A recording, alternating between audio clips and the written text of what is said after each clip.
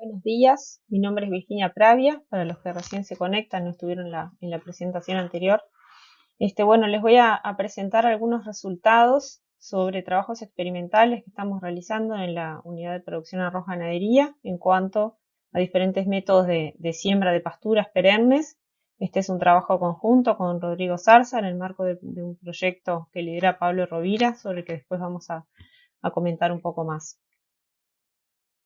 ¿Cuáles son los desafíos que nos enfrentamos para la implantación de pasturas sobre rastrojos de arroz? Bueno, para empezar, un alto volumen de rastrojo en superficie, lo que puede a veces complicar no solo la operativa de siembra, sino el contacto entre la semilla y el suelo.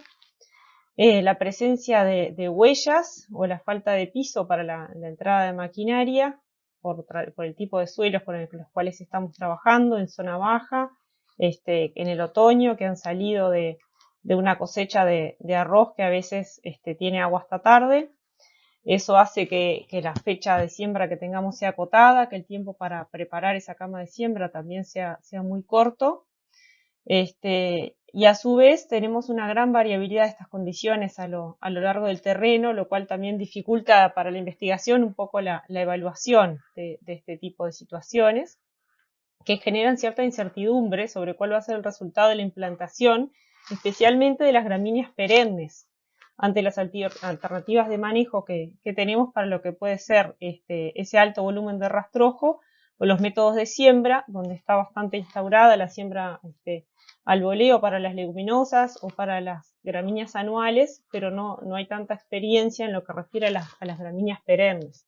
Si bien nosotros en la unidad experimental ya hace tiempo que se está trabajando con la siembra en superficie, siembra al voleo, incluyendo gramíneas perennes, necesitábamos hacer alguna evaluación para tener cuál es el resultado del impacto de cuánto perdemos realmente o no por sembrar al voleo y no en la línea cuando no estamos pudiendo entrar con una sembradora.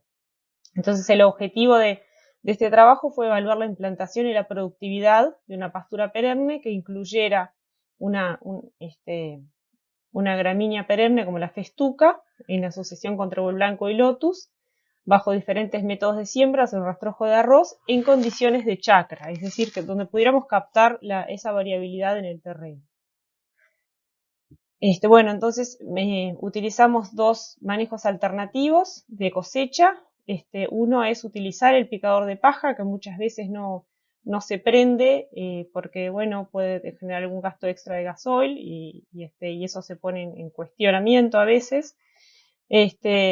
Y por otro lado, bueno, si no usamos ese picador de paja, una alternativa sería retirar esa cola de trilla realizando fardos. Y los métodos de siembra que hay en la línea con una sembradora comercial, que es esta que se ve aquí, o la siembra al voleo en el caso de una sembradora pendular, en este caso. También se puede hacer con avión. Esto intentó también simular una siembra con avión. En este caso, como decíamos, es muy difícil evaluar todas esas condiciones que se dan a campo con un ensayo parcelario y por eso elegimos hacer un ensayo en fajas a escala de chacra. Estas son una chacra de unas 7 hectáreas de arroz que se cosecharon con esos diferentes métodos, como les decía, en unas fajas de unos 40 metros de ancho por todo el largo de la chacra, que son más de 100 metros y es variable a lo largo de la chacra. Se hicieron fajas donde se cosechó con el picador, que ya están cosechadas en esta foto que se hizo con el dron, y luego se cosechó habiendo sacado el picapaja, y en esas otras fajas también se levantó el material de cola de trilla. Luego que tuvimos estos tratamientos a cosecha realizados, se dividieron las fajas en dos, una se sembró con siembra directa y otra se sembró al voleo con una abonadora pendular. Sembramos en todos los casos la misma densidad de siembra, fueron 15 kilos de festuca rizar, 10 kilos de mezcla de leguminosas que se compusieron por 7 kilos y medio de lotus San Gabriel y 2 kilos y medio de trébol blanco, estanzuelas apicán en este caso. Se fertilizó con 130 kilos de fertilizante 1846. Para esto se hizo un análisis de suelo, donde se tomaron muestras de suelo a lo largo de toda la chacra, en los primeros 15 centímetros, y se utilizó la herramienta OptiFert, que está disponible en este link que les ponemos acá, para ver las necesidades de fertilizante. Como fechas en que se hicieron las operaciones, tenemos que la cosecha fue el 3 de abril, fue una cosecha prácticamente en seco. Este año pasado tocó una cosecha con bastante poca humedad. A los pocos días se hicieron los fardos de rastrojo en las fajas donde no se había utilizado el picador, y se procedió a sembrar y a fertilizar entre el 15 y el 16 de abril, enseguida. Bueno, como decíamos, fue un año en el cual, esta es para que tengan una idea de cómo estaba la condición de la chacra a cosecha, y bien que se genera algo de huella, pero no fue la peor condición que pudiéramos haber encontrado, pero había una cierta humedad en el momento de la cosecha, que es este. Esto fue al momento de la siembra, como se veía el terreno. Y esto es un poquito más adelante, ya a mediados de julio, mediados de mayo, para que vean un poco cómo se veía el terreno, que donde efectivamente las huellas se ven presentes, donde las taipas también se notan, y ahí se hicieron algunos desagües también. Bueno, cuando fuimos a observar los resultados en cuanto al número de plantas, tuvimos una interacción entre el manejo que se hizo del rastrojo y el tipo de siembra. Cuando se usó picador, no tuvimos un efecto del tipo de siembra, es decir, había la misma cantidad de plantas en una siembra al voleo que en una siembra en la línea, al haber utilizado el picapaja. Por otra parte, cuando se retiró el material realizando fardos, se mejoró un poco la implantación al voleo respecto de lo que fue la implantación en directa. Acá en este cuadro les estoy poniendo específicamente el número de plantas en festuca, que es el caso de mayor interés, donde vemos esta interacción está analizada por separado. Por un lado, el efecto de siembra. Vemos que cuando se utilizó picador había el mismo número de plantas por metro cuadrado en cualquiera de los dos métodos de siembra. En cambio, cuando se levantó la cola de trilla con fardos, es decir, cuando no se utilizó el picador, había algo más de plantas en la siembra al voleo. Por otra parte, se evaluaron 3 microambientes. Uno fue la cola de trilla, otro los lugares donde había huellas, y otro le llamamos sin interferencia, que viene a ser como al costado, donde no es la cola de trilla y tampoco es la huella. En este caso hubo un efecto bien importante de lo que fue la huella en reducir la implantación, ya sea en los casos donde se había usado picador o donde se habían usado fardos. En todos los casos,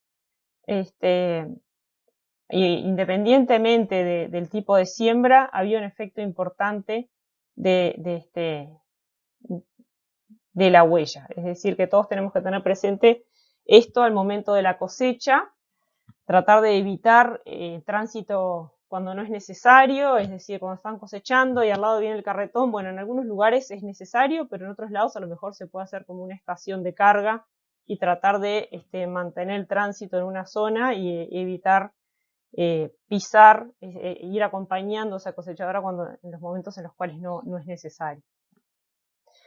Bueno, esta pérdida fue de un 30% aproximadamente. Y por otro lado, bueno, en cuanto a lo que fue la variabilidad del terreno, encontramos que en algunas de las fajas, aquellas que estaban más cerca de un desagüe, tenían una implantación de un 10% menos, es decir, que ese efecto de falta de piso, de exceso hídrico, redujo en un 10% en este caso. Cuando vamos a los resultados de productividad, hicimos mediciones a lo largo del tiempo. Comenzamos en septiembre, después en octubre y en noviembre. Tomamos también 160 puntos de muestreo a lo largo de la chacra, en cada uno de estos 3 muestreos. Y la realidad es que no encontramos diferencias significativas en la productividad de forraje para los diferentes tratamientos, tanto de siembra como de rastrojo. Esas primeras diferencias que podíamos ver en algún caso con una interacción se fueron borrando y en productividad no se vieron. Es decir, que esto es al título ilustrativo, como en el último de los muestreos, cuánto fue la productividad de la pastura.